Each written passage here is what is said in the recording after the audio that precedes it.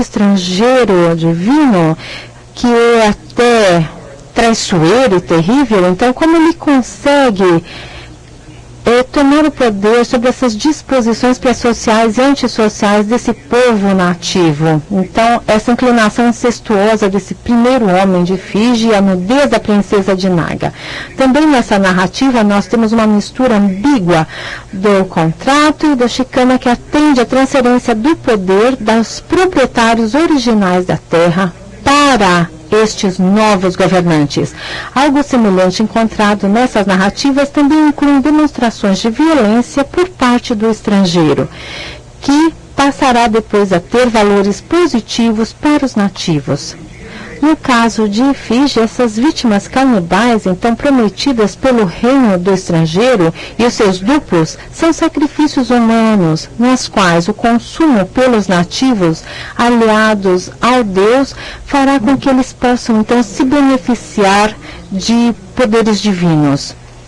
Referindo-se então também a estes poderes, isso está ligado também a essa assimilação desses reis estrangeiros com seus inimigos sagrados, de onde a vida provém.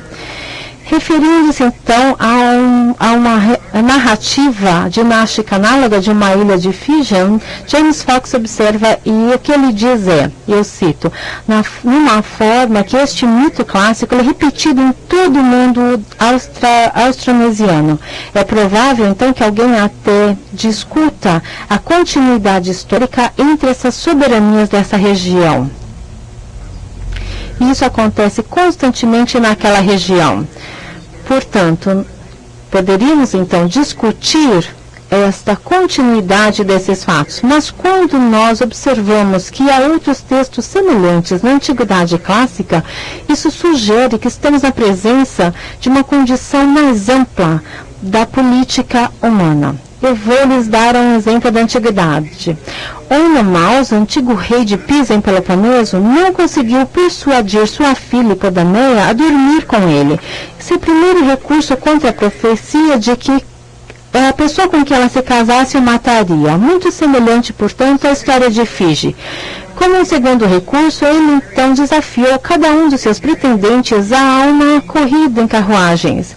E ele então teriam que carregar Hipodameia. Se ele então vencesse um desses pretendentes, ele o mataria. Caso contrário, ele seria morto. Muitos foram mortos. Entretanto, Pelops, este estrangeiro muito bonito enviado por Zeus, ganhou os favores de Hipodameia, então ela sabotou a carruagem do rei. De acordo com a versão, ele matou o rei num acidente, ou talvez Pelops o matou. De qualquer maneira, ele ganhou a mão de sua filha e com certeza subjugou também outras terras e sucedeu ao reinado do rei Onomaus. De acordo com Pro, este padrão de um estrangeiro que vence que ganha essa princesa e o reinado, seja pelo caos, por lesões ou por mentiras, é muito comum em comunidades antigas indo-europeias. Eu cito, a fundação de uma cidade, cada conquista de um poder real torna-se eficaz a partir do momento em que esse estrangeiro, então, que carrega consigo o sacro dos deuses ou do destino dotado, além disso, da força do guerreiro, simbolicamente ganha possessão desta nova terra, seja por acaso conquistando isso, e também a filha daquele rei. Entre os malaio-polinésios, por exemplo, há uma conversão histórica marcante quando um herói descendente de Zeus, Alexandre o Grande, ou Iskandar-Zu, que é a sua fama no Corão, que é um propagador desta religião, ele aparece então ser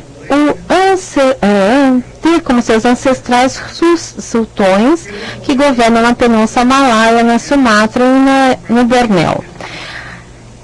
Diz também um episódio, provavelmente escrito no 15º, no século XV, de que esses sultões do estado de Malaca, então, resumem essa convergência histórica, tanto em termos estruturais quanto genealógicas. Aqui é um resumo, então, dessa história.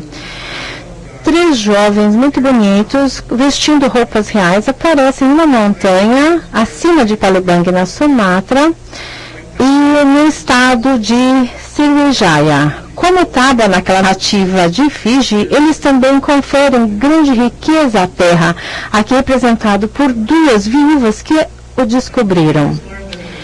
Quando eles descobrem que estes jovens são descendentes de Alexandre o Grande ou Iskandar, pessoas de diferentes estados malaios vêm procurá-los para que eles se tornem seu rei. O mais jovem desses rapazes, Sri Tribhuwana, também é reconhecido como rei pelo Rajá de Palembang.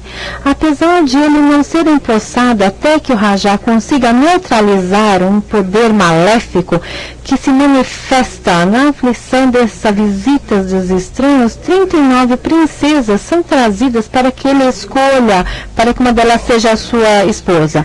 Ao dormir com ele, todas elas começam a apresentar uma doença, o cloasma, que é um distúrbio da pigmentação da pele. Entretanto, quando Tribhuwana pede pela mão da linda filha do Rajá, o governante nativo tem uma condição de que ele nunca faça com que o Rajá seja desonrado ou desrespeitado pela população. Isso termina então contando que Tribhuwana passa a ser o governante e Rajá passa a ser o seu ministro. Em outras gerações, o que nós temos, essas gerações de Tribhuwana vão encontrar Malacca, vão se converter ao islamismo e depois então fazem com que esse reino seja bastante rico por meio dos comércios. Isso atinge até a níveis globais. Dando origem então, o que no mito é chamado de Rum, que na verdade se refere ao Império Otomano Turco e algumas vezes até ao Império Romano Macedônico. E mesmo hoje esses rajás de malaios dizem que tem a sua origem ainda em Alexandre o Grande, nesses impérios otomanos turcos, e isso também acontece na Índia Oriental e chega até a Indonésia. Um artigo, então, na verdade, um relato no século XVIII, na ilha de Sumatra, ele conta de 3 selos que representam 3 filhos de Alexandre o Grande.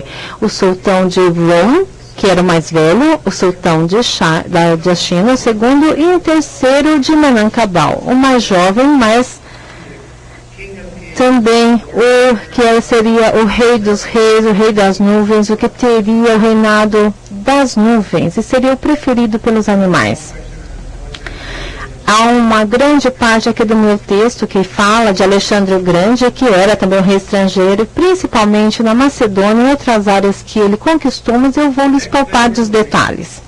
Max Weber acreditava, então, que há tentativas acadêmicas para se criar algum tipo de igualdade político-social na história ou colocar os povos bantu na mesma igualdade ou nas mesmas condições aqueles que vivem em Atenas. Mas isso, na verdade, não impediu que Jorge Balantian, então, considerasse paralelos entre as tradições gregas clássicas e as dinastias centrais na África. Falando de um certo Wayne, um imigrante violento, que na verdade então também se apresentou no reino do Congo antigo e que também seguiu matando a mãe da sua irmã que estava grávida e também se tornando o rei, o governante, fazendo que então aquela lenda, muito se assemelhando muito ao que acontecia na Grécia.